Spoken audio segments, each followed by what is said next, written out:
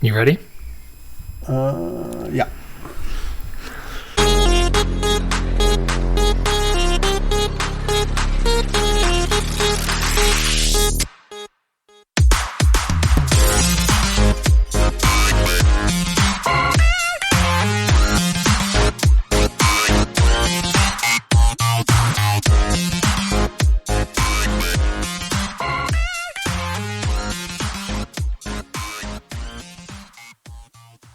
Hello and welcome to REKT Podcast. I am Bunchu alongside my esteemed colleague and co-host Chamber. Chamber, how you doing, buddy? I am doing great. Bitcoin is at all-time high. I actually just realized, looking at my portfolio, you won't believe this, but until a few moments ago, my dad actually owned more Bitcoin than I did. And that was, I could not have that. Wow. That's how little Bitcoin I had. So I rectified it. We are at all-time high. We've been teasing around this for a while, and it's broken. And I don't know, it could go up, but I may have just purchased the top, which is a very strong possibility. I mean, let's even if you purchased this top, it's not the top. No, not the absolute top. I think everybody knows at this point it's inevitable that I think 100K is inevitable. I think 200K is inevitable. Inevitable, like 200K at some point. You're saying? Yes, yeah, of course. Like not tomorrow, right? Okay. Not a month from now. But I think I think the long-term outlook for Bitcoin is that, right? Like I don't think we're.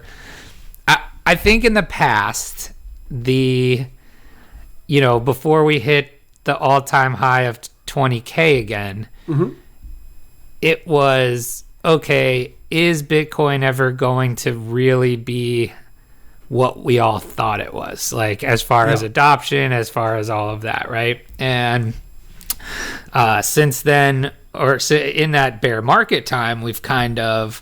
we went all the way back down to 3K essentially. Yep. And so there was a lot of fear that was never going to happen again, right? And I think things that have gone on in the world and just adoption of crypto as a whole ecosystem, once you broke that 20K, once you broke 30K, once you broke 40K, and like this, it's at 62.9 right now, so almost 63K, and like I don't even feel like there's that much crazy hype about it.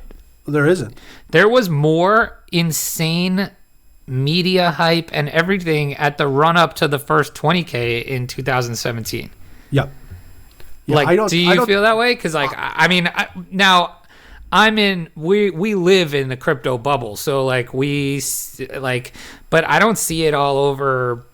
I don't see it outside of this, really. Like, I had a couple friends text me today about crypto because they own Ripple, and somebody owns a decent amount of Bitcoin that they were asking me if they should sell. But like, other than that, I don't feel like it's the same craze as we had in 2017 even. No, I agree. I don't think, honestly, man, I think like we probably won't see that until $100,000. That's what I mean. So like inevitable feels like, right? Like it feels like it's inevitable, right? I think once we cross 100K, like that's a nice juicy number the media would love to, talk about. And, is it a bubble? Is it going to pop? And then we skyrocket to, I don't know, 150K, who knows, maybe 200K, you know what I mean? Like, it could fly, and then top, you know what I mean? And then cycle top, and then bear market, you know what I mean? Yeah I don't know, we'll see. But you're right though, like we just hit another all-time high, and it's just like ho-hum, might as well just be 30K, you know what I mean? Right. Like, I don't know, that's how it feels. It's crazy. And then you got, just listen to this top 10, right? We've got right, $63,000 Bitcoin, up 7.3% in the last 7 days. Following almost directly behind that is Ethereum, 2250 essentially, up 7.2%. This one is just absolutely insane. And dude, we sold this at $41, I think, or no, $111 maybe. Right. I don't even know. No, I thought it was like 41. and then it went to 112, and then we were talking about it then. Binance coin, BNB, $575.67, up 56% this week. That's crazy. I kept seeing, I'm going to be honest with you, I kept seeing Binance memes on Twitter, and I just assumed it was going down. I didn't realize it was going up. Very much so going up. Then back in the top 4, and this one surprised me, and I don't understand what's going on here. Ripple at $1.73. What? Up 90% this week. There you go. 90%. But why? Like, I haven't seen any crazy Ripple news. Like, it's up 25% in the last 24 hours, 90%. I was wondering if it could be, and again, this is probably just me being a little out of the loop with what's going on with maybe Ripple because I don't pay too much attention to it. Could it have something to do with the Coinbase IPO? It could, but like, are Coinbase coins... Are Coinbase coins is mooning? Ripple on Coinbase? Is it? I thought I feel like that was. I feel that was the meme. Like Ripple's never on Coinbase. Oh, I assumed it was. I don't even know. I just assumed when they. One of us is wrong, and I don't know who it is. No, it's on Coinbase. It is. Yeah, that's it. Okay. Is it? Yeah, are you confirming that? Okay. I'm on Coinbase right now. You're looking at it? I think that was the 2017 thing was, it's going to be $20 when it hits Coinbase. I for sure thought Ripple was not on Coinbase. You made me question everything I ever knew. I was like, holy crap, I'm a LARP. I'm a LARP. I'm a LARP. I'm a LARP. That's exactly what was going through my head. We should know by now that I'm the LARP. My goodness. All right. Tether at number 5. Cardano at $1.42, up 16% this week. Polkadot, the only one in the top 10 that's down, $41.54, down 9% this week. Uniswap, $35.58, up 15%. Number 9, Litecoin at $267. Holy cow, up 21% this week. Stellar at the top 10, up 18% this week at 63 cents. So that rounds out your top 10. That's crazy. Mm-hmm. And it's so things are pumping, we are in full bull market still. Now you just sold a lot of alts and tell us what your strategy here is. Why? So, you got to play, again, I'm no expert. I think we all know that by now. But, you're in this long enough, you pick up some things. When I see Bitcoin break all-time high, there's probably a move up coming on Bitcoin. So and it's going to affect alts negatively. I mean, that's just what's going to happen. If Bitcoin goes up, alts are going to suffer. I'm not saying that's for sure going to happen, but I'm saying if that one thing does happen, the other thing will absolutely happen. So my gut is telling me Bitcoin is going to go. Is it going to go to 70K in the next 7 days? I don't know, 75K. It could. It wouldn't be shocking to me if that was the case. So what I did is I probably took some of my more volatile bags, if you will, like smaller market cap stuff that I had way too much of, to be perfectly honest. And I took one bag. I took maybe a third off of the top, maybe a third of it, and then the other one I took maybe a quarter, and then I used those funds to just basically market buy Bitcoin. So I have a decent amount of Bitcoin right now. That's very interesting. So look, I think I don't think that's a bad strategy. I think that you maybe are learning. Maybe. Right? I mean, and look, I think also there needs to be a point made here that you're talking about in respect to Bitcoin price, correct? Correct. Yeah. Absolutely. Because look, in USD, the number is going to go up. Well, right? that like I say that too. What I was those alts that I traded were versus USD. So interesting. I think Bitcoin's move will be greater. I still think they'll suffer in USD a little bit, or maybe they'll stay at par, but the amount of Bitcoin will go up. You know what I mean? Yep. So I get you. this is I would say this is more of a short-term trade just to catch. Like I said, I think maybe 70 to 75K in the near term is probably not out of reach. Wow. If Bitcoin. Is that what you think this is? Is that what you think? That's what I'm thinking, right? Like, if Bitcoin goes 70 to 75K in the next 7 days is not out of the realm of possibility. You know what I mean? And then a cool down. Kind of like if you look at the chart, you see the work up to 40, consolidate. Works up to 50, consolidate. Works up to 60, consolidate. You know what I mean? So if it goes 70 to 75, I don't think I think that's a realistic target. And then we'll sell out of that or maybe we keep that position and then let the rest of the alts go. But I think that's the move for me, at least, for the time being. Very, very interesting. And really nobody's talking about alts either. Like, I mean, we had, we did lots of alt buying a few months back with like Rook and Badger, and some of us made money, some of us lost money, but nobody's talking about any sort of new alts currently.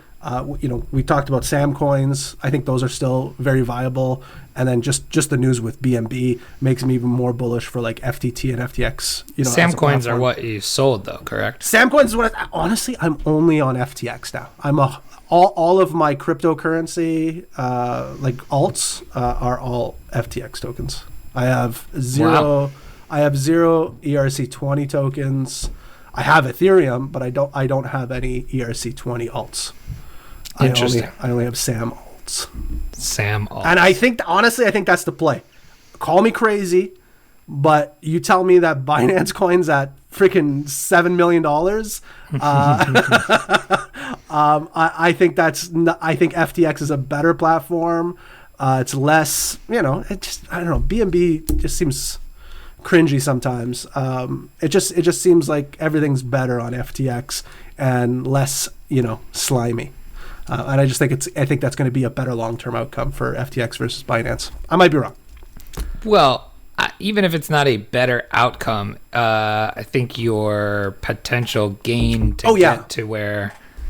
would I rather have FTT at whatever the price is? I don't even know what the price is now. Or holding Binance or market buy BNB at $550 or whatever it is. Yeah. It's kind of insane, really. That's absolutely... Like, BNB was like $13. $88 billion market cap. For That's crazy to me. That's pretty wild. Yeah. I'm telling you, it was less than $20 within the year. Am I wrong? I think you're right. Like it's crazy what the price is on it. I can't really remember, but I think you're right. So let's put this in perspective for you. FTX token is the 35th rank coin right now at $53.12. By the way, I was saying that we should have put our REKT fund in this at like $12, by the way. Yeah. And it has a $4.6 billion market cap. That's crazy. So that's like 20x away from where BNB is. Right. That's crazy. So, and I think I might be wrong. Smarter people might correct me, but I think you can do more things on FTX than you can on Binance. It's not part of our news today, but Binance came out with like stock options on their platform. I think they started with Tesla, but you could have done that on FTX for quite some time now. So FTX is really merging your legacy markets and your cryptocurrency markets. I don't know. I just think it seems like a no-brainer to me. I might be wrong. Interesting. Shall we get into our news today? We may as well. Okay, because I think this is an interesting point that we were talking about before the show. So let's get to the news.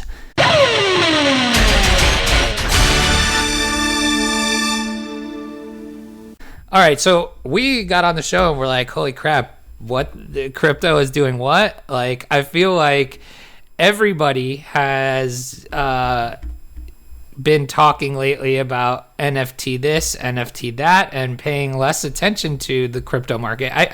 I think maybe part of this, and let me know what you think, is that more regular people are starting to get into crypto via the NFT space rather than Bitcoin or Ethereum. You know what I mean?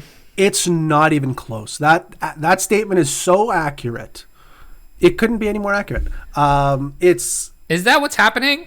It's 100% because like Top Shot, obviously Top Shot is one thing, right? And that's got 500,000 users or whatever the heck they've signed up. Mm-hmm. So like and then I feel like those people are now finding other NFTs or other NFT projects, whether it's things like Zed or even just other gaming type things, or now we saw Topps is coming out with cards on NFT. So like I feel like that's how more normal people, everyday people, are getting in rather than the Bitcoin to Ethereum to shitcoin people route. Aren't, you know what I mean? Like it was in 2017. 2017, people were downloading the Coinbase app on their phone, and that's how they were getting in. You know what I mean? I mean, that's still happening. Coinbase is going public. Oh yeah. So that's no doubt. But I think you're right. I think the vast majority of new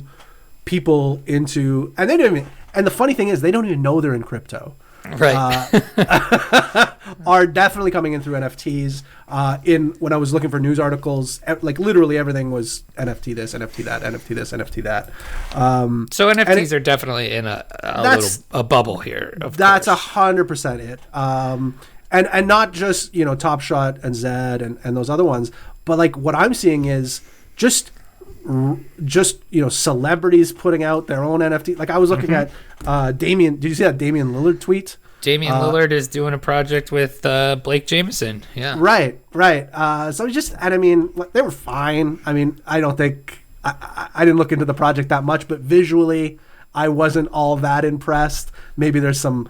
I actually haven't looked at it yet, but I'm a big Blake Jameson fan personally. So like I have some of his physical art. I have a bunch of his Project 2020 cards, all that kind of stuff. So I dig Blake. So but I don't know. I haven't actually looked into it too much. But I mean, they were fine. I mean, you got that. You got obviously a couple of weeks back we had what's her face. there was a bunch of people selling their own NFTs for Ethereum. We saw a bunch of that, and we're still seeing it today. Just celebrities trying to cash in on and I think NFT. the progression in 2017 was Bitcoin, Ethereum, shitcoins, right? Like that's how, I'm not sure that's the same progression you're getting this time. I think it's NFTs, Ethereum, Bitcoin almost, you know what I mean? Like, and I mean, we were talking with Darren Rovell on our other show, and just asking him, I'm like, what was it like? What a flex! What a flex you just did there. That's what I do. What an absolute flex! That's what I do. But yeah, I mean, we asked him, what was it like to have to get a MetaMask and have to log in and sign contracts and all that stuff, and how was it for someone that had absolutely no cryptocurrency background? And it seemed like he was more than fine with it. I don't know how easy it's going to be for everybody, but it seems like the barrier to entry is, it's not easy. It's not, but I wouldn't say it's overly difficult either. You know what I mean? If you put a little research into it, it really depends on what your your technical level. I mean, of competence is. Are we asking our mother-in-laws to? Let's put it this way: when you and I can still fucking lose tokens, like thousands of dollars worth of tokens, it's not easy. Like it's definitely not easy. It's definitely not easy. So I'm a little upset at all this fucking Solana hype because I lost thousands of dollars of Ray because the stupid Soleil wallet is impossible to use. I think they've updated it. Oh, great. Cool. I'm just offing on now. I'm going to take a peek at mine.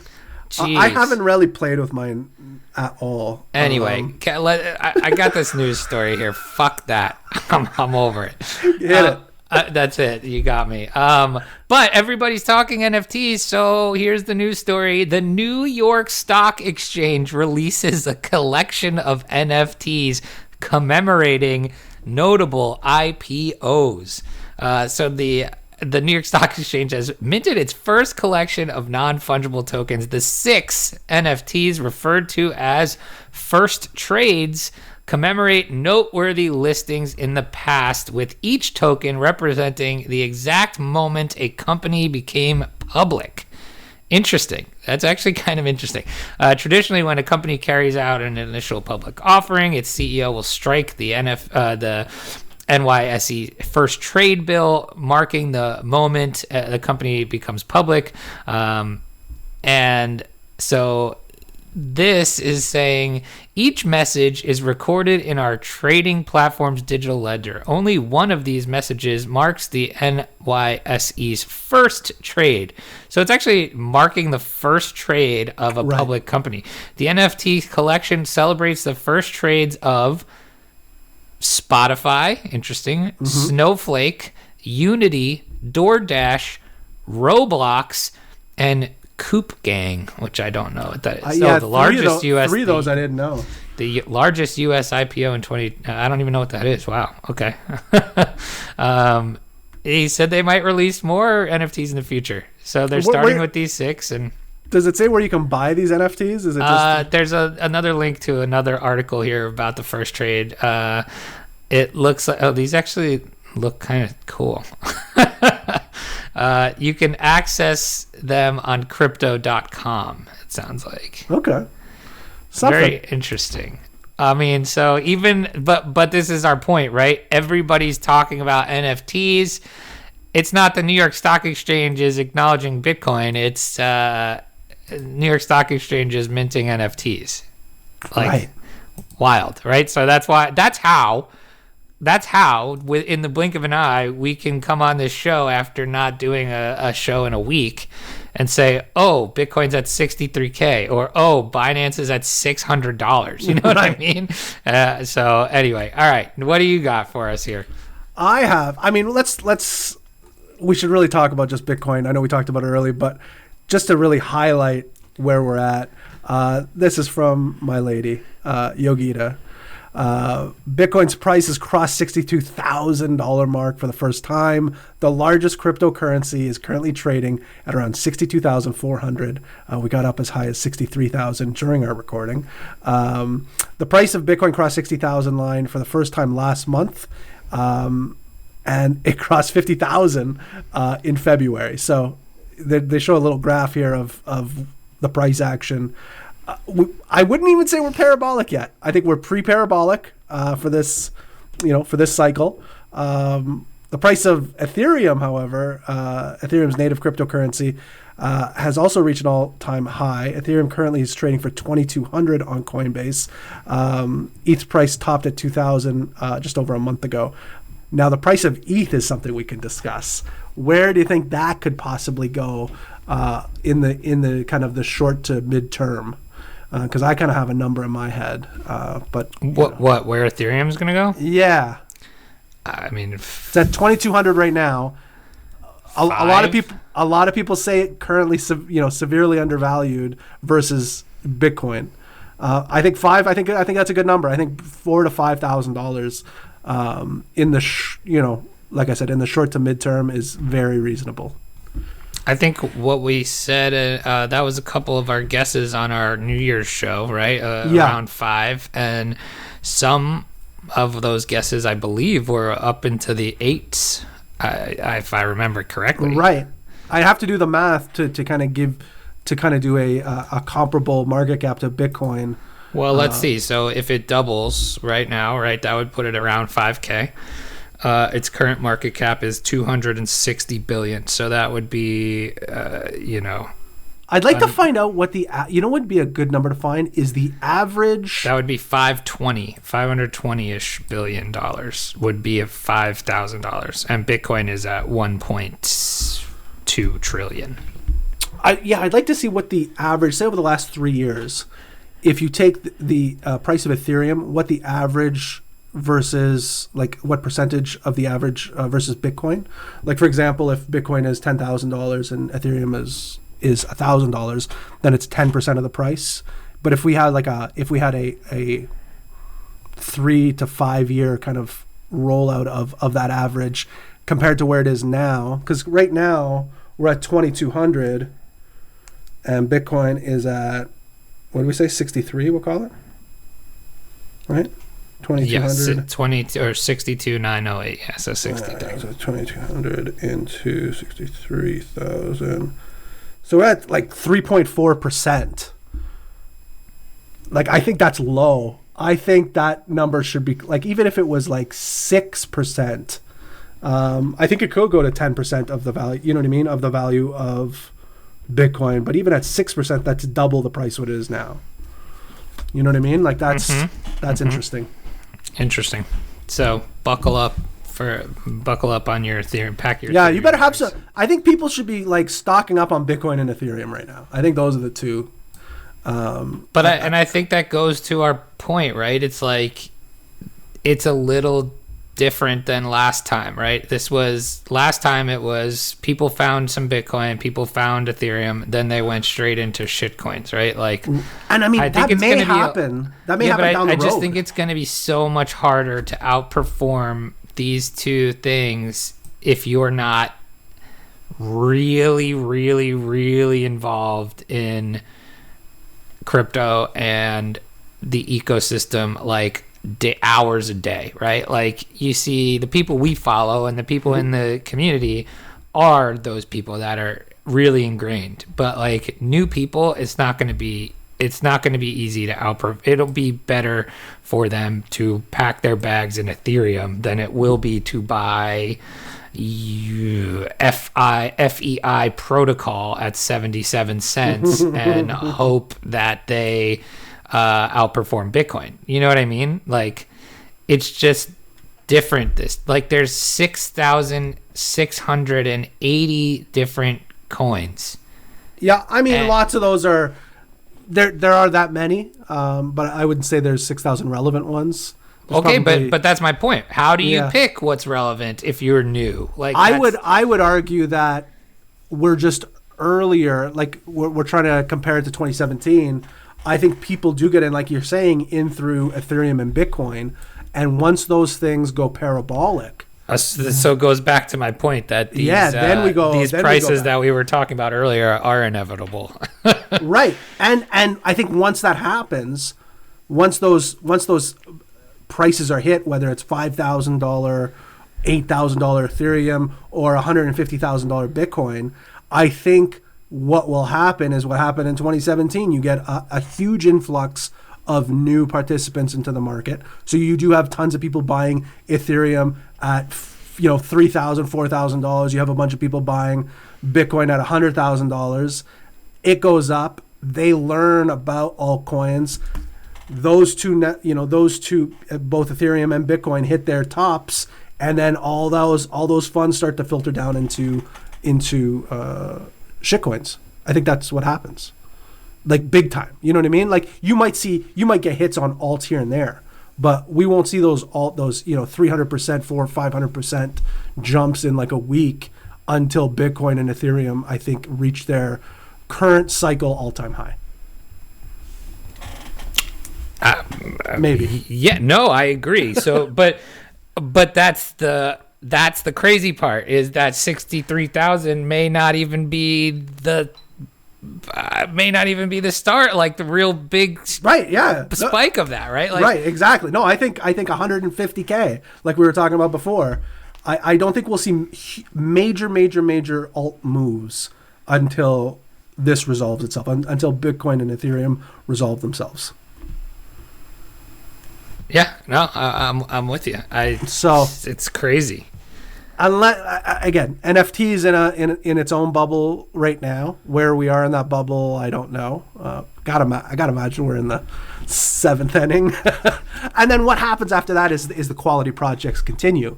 Right. There's always going to be, and that's kind of what happened with crypto in 2017 from a token standpoint, right? Like, you'll separate the wheat from the chaff. I don't know. Why would you want to be chaff? I don't know. Wheat? Why would you want to be wheat? I don't know. I thought it was. I always thought it was separate the weed from the Chad.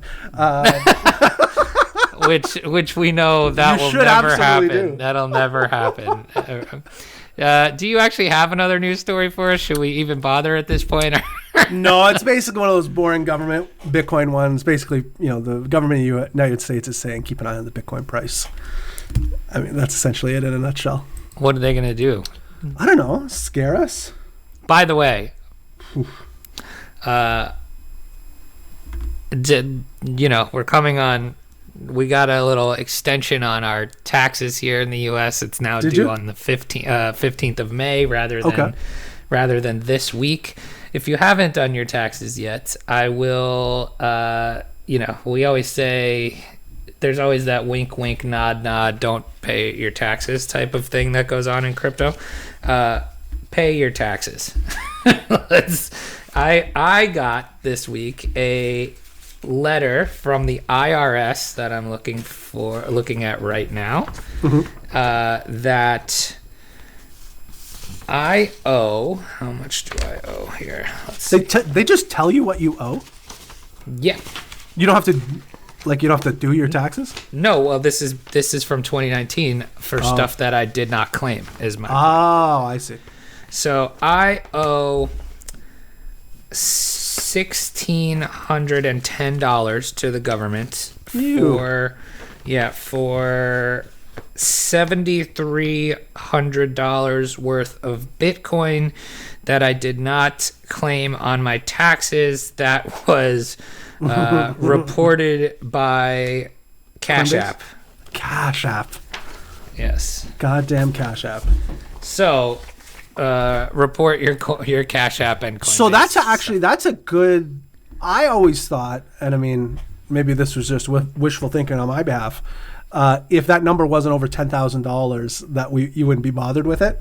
So that was under the $10,000 threshold, and you still were bothered with it. Yes. That's not fun. Uncle Sam wants his coins.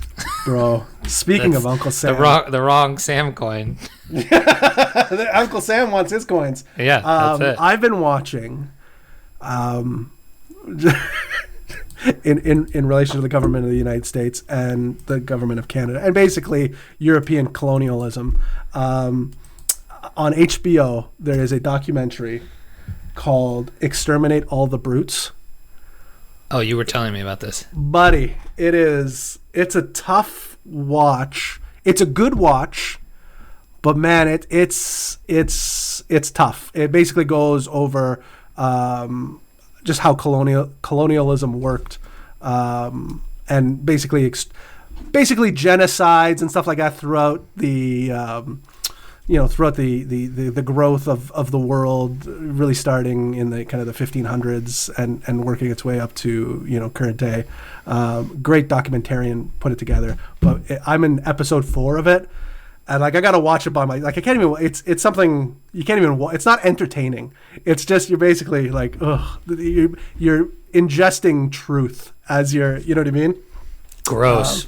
It's tough. It's tough to consume, but. It's eye-opening, and it really kind of gives you more insight onto just what the climate of today it comes from. You know what I mean? Yeah. But I recommend it. You should watch it, but it's a tough watch. Interesting. Well, So damn you, governments of North America, is basically what I'm saying. That doesn't sound like I want to watch that at all. You don't want to watch it? Like, what I'm saying is you don't want to watch it, but you should watch it. Interesting. Fair enough. We're at $63,114, by the way, for Bitcoin. Wow. It's just pumping because you're speaking about it. From your mouth to Bitcoin, to Satoshi's, to the CEO of Bitcoin's ears. That's right. Wow. I guess that's gonna do it for our news. I mean, we're just way back to our roots this episode. How about that? I love it. I was feeling. I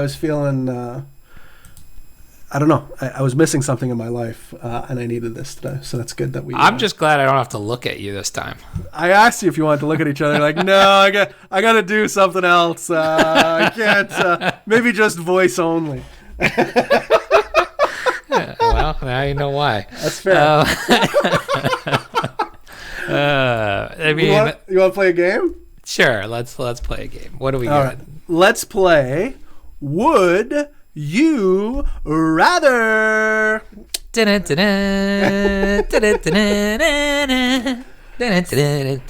the way, doing two shows is a lot harder than I thought. And doing two shows, that one of which we seem to do 2 episodes of a week lately. Right.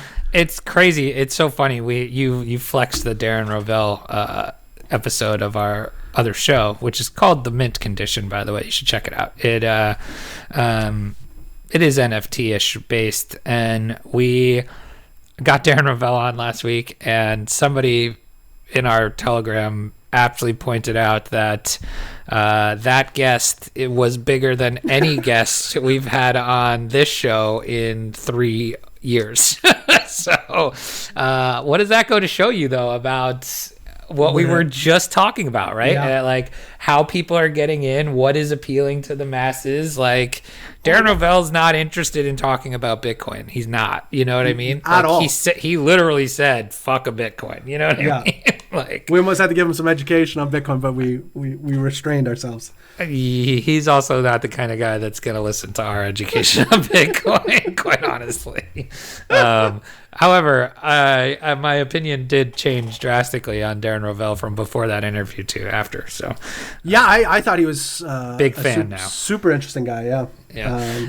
Anyway, so let's go into Would You Rather. Now we can do this the easy way, or we can do it the hard way. The choice is yours. All right. I have first question. This one's actually very relevant to my week. Would you rather visit the doctor or visit the dentist? Ooh. As somebody who is way overdue for some dentistry, dental appointment, I would rather visit the doctor. I hate going. I'm like one of those people. I guess I hate going to the dentist. Like, I never thought I particularly hated going to the dentist, but the fact that I don't go regularly is means I guess I don't like it. So, how long has it been since you've gone? Well, I went a couple months ago because I actually finally was like, okay, I have to do something about like I had a tooth pain or something. I'm like, all right, I finally have to do something about this. But then I moved and I haven't gone back since. I haven't found a new dentist yet. So, but before that, it was quite some time. We're talking years. Really? Yeah. So I think I'm going to be honest. I think I had a 10-year dentistry gap. I don't know why. I've never had a cavity before. Like, I brush my teeth like 2-3 times a day. I don't floss every day, but I'd say I floss, 3-4 times a week. So like a good amount. So I've always taken care of myself mouth-wise. But I started going again a couple of years ago when my kids started going, because I can't really make my kids go and then just sit at home. So I started going regularly. But I had a dentist appointment yesterday morning at 8 a.m. And man, it's no fun. But I think I prefer the dentist over the doctors. Interesting. There's just too many things there's very few. Worst case scenario, you go to the dentist, you get what I'm saying. Worst case scenario, root canal. Like, I don't know. I've never had one, but I hear that's a very painful thing. Maybe you got to take your wisdom teeth out. That's worst case scenario. You go to the doctor, there's some really bad worst case scenarios that can happen at the doctor's. I guess. But yeah, I guess. That's very true. We're going to have to chop your penis off, sir. I'm sorry, what? Wait, I thought this was a physical. I thought this was the dentist. Yes. Yeah, so there's just more, I don't know, there's just more outcomes that can happen at the doctor's office, in my opinion. All right, next question. Would you rather have your face on the $1 bill or the $100 bill?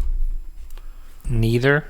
Because fiat sucks. That's true. Okay, all right, how about this? Would you rather... I'm definitely going to go $100 bill, though. Yeah, it's all about the bun shoes. Yeah. Oh, it's all about the bun shoes, baby. Yes, I love that. And, I mean, exactly. It's a status thing, right? I agree. I'm writing hashtag all about the bun shoes right now. I would agree with that. I think $100 bill is the way to go. Next one. Would you rather only be able to whisper or only be able to shout? Ooh, as a notorious loud talker. Oh, are you? Actually, no. People tell me, so like I think I talk too loud. Like, okay. Like sometimes when I listen back to the podcasts and stuff, I'm like, I feel like I'm loud. But my family thinks I mumble and like I talk under my breath too much. Like I don't talk loud enough. So I'm actually not really sure. I guess I would rather only. What was the question? Am I only allowed to whisper? Only to whisper or shout? I guess for the sake of my family telling me that I talk too low, I'd want to be able to shout. See, I come from a family of extremely loud people. Yeah, we're a loud family as well. I was always mortified by it. Like, I was very embarrassed. So being a big guy, I didn't want to be extra big with a big voice. So I've always tried to, like, what you know, for the show is one thing, but when I'm talking in real life, I'm a lot more subdued. I think I'm probably louder than most, but not as loud as my bloodline. And it's in the DNA because my daughters. Is it so weird that you just said bloodline and all I could think of is fucking horses? It's true. It's a fact. It's okay. It is what it is. But my kids have received the loud DNA. Like my oldest daughter, like I have to tell her all the time, like shut the fuck up, you're so loud. So I was always embarrassed by it. My family's still loud. Like I hate going into public with like my dad and my sisters. Like they're just be quiet. Just be quiet. You cause so much attention to yourselves. But yeah, so I would much prefer to whisper. Interesting. I prefer not to talk at all, I think, maybe. I doubt that. I doubt that. Let's do a couple more here. Here we go. Would you rather only be able to eat pasta with a spoon or only be able to eat cereal with a fork? It's pasta with a spoon. You can definitely still eat pasta with a spoon. Cereal with a fork is like one of the 7 circles of hell. Like, that's a good point. And I mean, you could. Are you allowed to ditch the fork altogether and just kind of like side hand sip vomit the bowl? We're not even with your hand. Just like, you know, pick up the bowl and like eat it. I would imagine so. Well, then I'll just cheat and do that. Oh no! It says only be able to eat. No, so I would say no. You couldn't do that. It says only be. So able then to it's eat got to be pasta. It's got to be pasta with a spoon. And honestly, I mean, if you're just eating macaroni, like elbow macaroni, easily done. Yeah, for sure. I mean, spaghetti would get hard. But yeah, I feel you could get a technique where you could spin it around the spoon. Yeah, for sure. I mean, there's a lot of people that use a spoon in conjunction with a fork. Absolutely. When they eat spaghetti. Absolutely. All Twirlers. Right. As we call them in the half Italian culture. The damn twirlers. I got one for this one. This is a good one for you here. Would you rather always fall asleep at 9 p.m. or always fall asleep at 1 a.m.? Oof. I think I'd always rather fall asleep at 9 p.m. I think you're right. I think I agree with that. Because part of the reason I say I would want to go to sleep early is because I wake up early, right? And so the question does not specify if my wake up time changes by that same amount of hours. So I would rather have more sleep than less, I guess, is what I'm saying. Right. But you couldn't watch anything after 9 p.m. So if there's a show you wanted to watch that started at 9... I guess that would be difficult for sporting events. Or like the season finale of whatever the new Game of Thrones is going to be. Yeah, but like that stuff is DVRable. I feel like the only stuff that really matters is anything live. Like, I could go without a Game of Thrones spoiler for 10 hours. You could watch it in the morning. Right, exactly. Especially if I'm sleeping during that time. Right, especially after like 6 in the morning. You could absolutely crush an episode before breakfast. Yeah, and then I walk over, grab my fork, and get to work on my Captain Crunch. I feel fork and Captain Crunch work. What cereal could you eat with a fork? Well, it's not even that. It's that you don't get the milk, which is a vital part of the cereal experience. I guess, do you guys have mini wheats in the U.S.? Like frosted mini wheats? Big frosted mini wheats fan. All right. So what you could technically do... Oh, you could definitely do a frosted mini wheat with a fork. And let it soak. That's what I like about... Because that's one of the only ones that probably has the sturdiness to absorb the milk. Exactly. Right. And still be able to work a fork in. Absolutely. We're really doing God's work here. The absorption like rate I of cereal. said, back to our roots. Oh, jeez. Okay. Well, I mean, we got one more, or are we going to end there? Well, I got one more in front of me. I'm curious to see what your... this will be the last one. Would you rather be a famous rock star or be a famous movie star? Oh, good question. I think I would rather be a famous rock star, only because I have sung and played guitar in my past. Yeah. So I feel like that I have some of that, passion for music somewhere in me, and so I'm gonna go with that. Although being you're probably more famous as a movie star, right? You would think it's tough. Like, would you I say think like the most famous movie stars are more famous. I would say, even a lesser famous movie star is probably more famous than most rock stars. Than the average rock star. Yes. Okay, so maybe not most to most, like right. I'm trying to think like Paul McCartney or like, but more lesser. So like a B level movie star is more famous than an average rock star. Yeah. Okay, that's fair. So it just depends on what you want. Like, you want more fame, still think, or you want the different profession. You know what I mean? I think I would go like, I love singing and I love playing guitar and I love music, but I feel like that's a short-lived. Like, I feel once you reach a certain age, you can't be a rock star anymore. It looks really desperate. I feel. Oh, interesting. I feel a movie star, you can just continue on with your career and still be very legitimate, like way into your like 70s. You know what I mean? Well, define that. I mean, look what happened. Like, I think Christopher Plummer got his first Oscar at like 92 years old. Yeah, but then you got Robert De Niro making grandfather movies. That is true. With Zac Efron. De Niro, but again, that's a personal choice. I'm with you. I think our generation has never seen a good De Niro. We've always heard legend of quality De Niro movies and basically never seen any. I mean, I think the last quality one was probably like Goodfellas in like 92. You know what I mean? Like, I couldn't tell you maybe, I don't know. De Niro is garbage. But I would like to work with like different I think I would be an actor. I'd like to work with different directors. I do like a lot of good movies. Like, make good movies, I think would be interesting than playing the same songs every night. I don't know. That's a really good point. Once you're a famous rock star, you're kind of bound to what got you there, right? Right.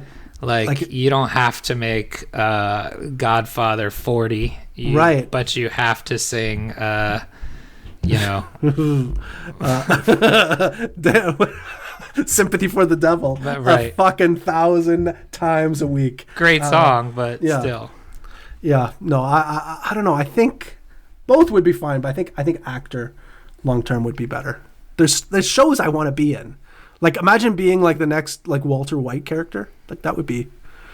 You got the look to pull that off.